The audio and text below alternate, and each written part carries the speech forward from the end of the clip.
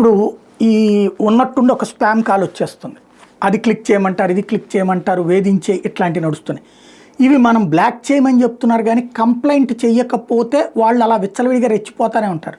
దీని మీద కేంద్రం సంచార్ సౌదీ అనే ఒక యాప్ తెచ్చింది.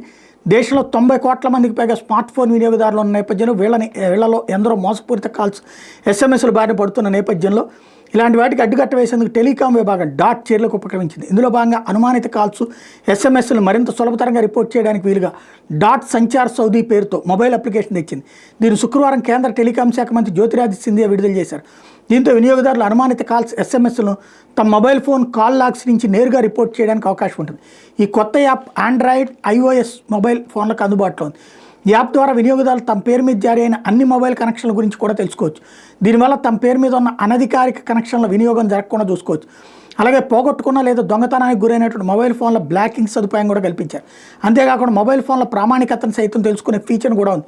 దీనివల్ల వినియోగదారులు అసలైనటువంటి డివైజులు కొనుగోలు చేసే అవకాశం ఏర్పడుతుంది. మోసపూరిత కాల్స్ను కట్టడి చేసేందుకు 2023లో సంచార్ సౌదీ పోర్టల్ని ప్రారంభించింది. కొత్తగా తెచ్చిన యాప్ ద్వారా వీటికి మరింత సమర్థంగా చెక్ పెట్టే అవకాశం ఏర్పడింది.